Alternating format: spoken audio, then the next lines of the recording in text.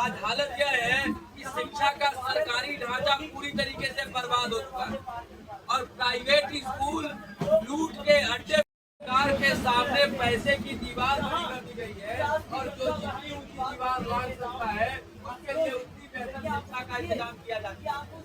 आज हालत यह है कि शिक्षा का सरकारी ढांचा पूरी तरीके से बर्बाद हो चुका है और प्राइवेट स्कूल लूट के अड्डे बन चुके हैं। वहाँ पर पैसे की दीवार।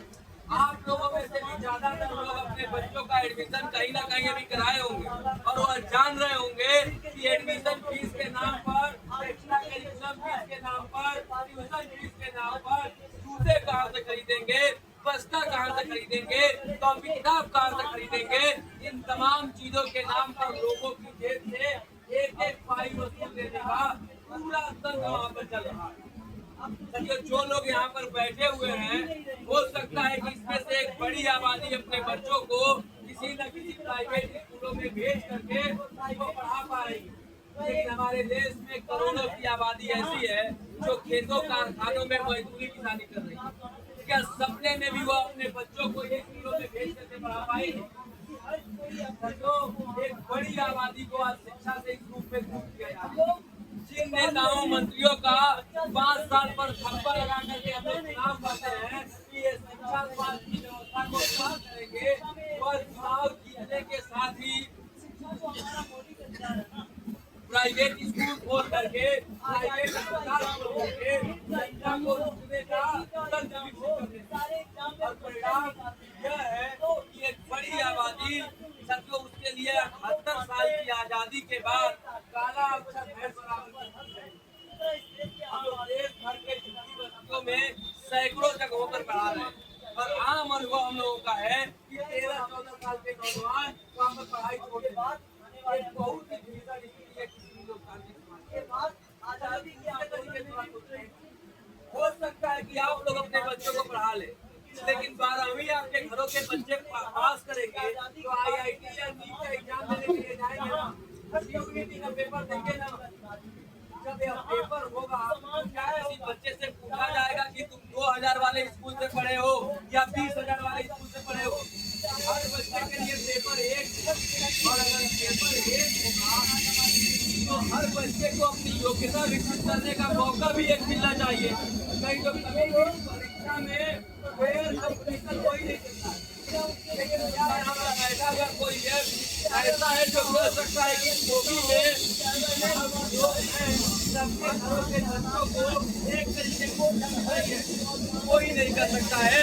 आपकी औकात 2000 रुपए की है तो 2000 वाली शिक्षा और 10,000 रुपए की है तो 10,000 वाली। तो हम लोग कह रहे हैं शिक्षा में समानता तभी संभव है जब शिक्षा का बाजारीकरण बंद किया जाए और सबके लिए समान और शिक्षा की व्यवस्था लागू।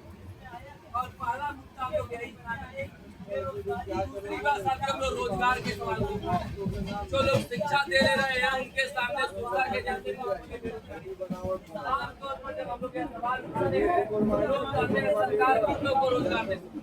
यह सवाल ही गलत है। सवाल यह होना चाहिए कि जिनको रोजगार दे सकती है उनको क्यों नहीं दे रही। 2018 के बाद से अब तक देश में प्राथमिक को भर्ती नहीं है। 2018 के बाद DLED और PTC कराने वाले सैकड़ों कॉलेज खुल गए। 1-2 लाख रुपए हर साल छात्रों नौजवानों से लूटा जा रहा है। नौकरियां नहीं आ रही है। छात्रों नौजवानों की एक बड़ी आबादी जो मुट्ठी भर नौकरियां आ रही है उसमें धांधली हो जाना, भ्रष्टाचार हो जाना आम बात। Uttar Pradesh police RO, JPSC, NEET, NET हर जगह पर्चा लीक हुआ। इलाहाबाद जैसा शहर जो कभी छात्रों का ख्वाबगह हुआ करता था साथियों आज वह छात्रों के कब्रगाह में बदल चुका है। कोई दिन ऐसा नहीं गुजर रहा है जब इस कोने में कोई आत्महत्या न कर पाए। अभी 15 दिनों से लड़के केवल इस बात के लिए आंदोलन कर रहे हैं कि उत्तर प्रदेश की सरकार ने कहा था कि 1,89,000 मास्टरों के पद खाली है, आप उस पद को भर दीजिए और उससे आतंकवादियों के जैसे बिहेव किया जा रहा है। यह आम बात बन चुकी है। जो ऐसे दौर में अगर आम जनता हाथ पे हाथ रख करके बैठी रहेगी तो समाज को बंद में जाने से कोई नहीं रोक सकता। और ऐसे समय में हम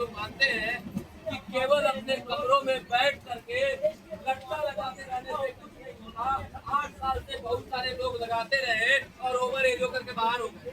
आज जरूरत है कि रोजगार और शिक्षा के लिए सड़कों पर उतर करके संघर्ष करें। और इसी मकसद से हम लोग निकले हैं। देश के 37-38 विश्वविद्यालयों के छात्र देश के 14-15 राज्यों में गाँवों, मोहल्लों, खेतों, कारखानों, ट्रेनों, बसों, जहाँ पर भी हम लोग जा सकते हैं जा रहे हैं। लोगों को जागरूक आप लोगों के बीच में भी आए हैं। हमारे पर्चे आप तक पहुँचे हैं। पर्चे में हमारी बातें हैं, नंबर है, सोशल मीडिया है। आप लोग हमारे नंबरों पे संपर्क करिए, सोशल मीडिया पे संपर्क करिए, अपने गांव मोहल्ले से बुलाइए ताकि आप लोगों के गांव मोहल्लों में भी आकर के इन कामों की शुरुआत हो। हमारा पहला मुद्दा है सबके लिए समान और निःशुल्क शिक्षा। दूसरा मुद्दा है विभागों में खाली पड़े हुए पदों पर तत्काल भर्ती किया जाए। तीसरा मुद्दा है कि हर साल फॉर्म भरने के नाम पर जो करोड़ों रुपए की कमाई की जा रही है इस पर रोक लगाई जाए। चौथा मुद्दा है अगर नेताओं मंत्रियों के रैला रैली के लिए परिवहन की बसों को लगाया जा सकता है तो छात्रों नौजवानों को परीक्षा सेंटर तक पहुँचाने के लिए भी परिवहन की बसों का इंतजाम किया जाए। नहीं तो पीईटी का पेपर होता है, ट्रेनों में ठूस करके बच्चे जाते हैं और बहुत सारे बच्चों का दम घुटने की वजह से मौत हो जाती है। इसलिए दोस्तों इन मांगों को लेकर के हम लोग लड़ रहे हैं और आप लोगों से भी अपील है कि जरूर संपर्क करिए, जरूर इसका हिस्सा बनिए, जरूर इसमें भागीदारी करिए। एक आखिरी अपील आपसे है कि पूरे कैंपेन के लिए सहयोग दीजिए। हमारी टीम छात्रों नौजवानों हम लोग किसी पार्टी नेता मंत्री गुंडे मवाली से जुड़े हुए लोग हैं। हर रोज हजारों पर्चे निकाल करके लोगों के बीच में नुक्कड़ नाटक कर रहे हैं, नुक्कड़ सभाएं कर रहे हैं, स्टडी सर्कल, डिस्कशन सर्कल चला रहे हैं और इस रूप में इस कैंपेन को आगे बढ़ा रहे हैं। इसमें कई तरीके के खर्च है। हम लोग अपने गले की ताकत और शारीरिक क्षमता, समय, ऊर्जा लगा सकते हैं, सारा खर्च नहीं कर सकते। आप लोगों से अपील है कि अपने बेहद जरूरी खर्चों में कटौती करें।